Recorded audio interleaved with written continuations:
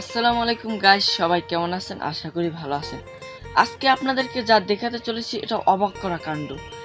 মানে সাধারণ একটা পেঁপে গাছে এতগুলো পেঁপে হয়েছে, দেখলে আপনার মাথা ঘুরে যাবে।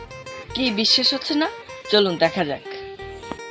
সো গাইস, এই রাস্তা দিয়ে যাই, প্রথম দেখাতে কিন্তু আমি বিশ্বাস করি নেই, বাট নিজের চোখে দেখছি, বিশ্বাস না করেও পারি না।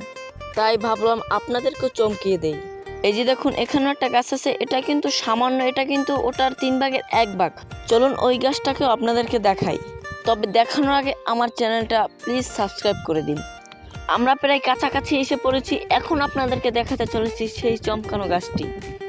এই যে দেখুন গাছটি, উপর থেকে একদম নিচ পর্যন্ত পেঁপে আর পেঁপে, একদম গাদাগাদি করে পেঁপেটি হয়েছে।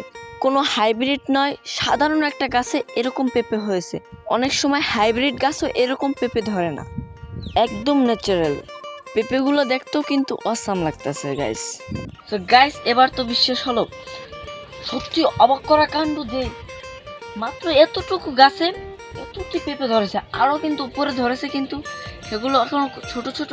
তো কিছুদিনের মধ্যে কিন্তু ওগুলো পুরো ভরা যাবে। তো আমি দেখে তো গাইস আমার মাথা পুরো নষ্ট হয়ে গেছে। তো ভাবলাম আপনাদেরকেও দেখাই। দেখুন পেঁপেগুলো কিন্তু একের সাইজগুলোও কিন্তু মাশাআল্লাহ খুব বড় হবে।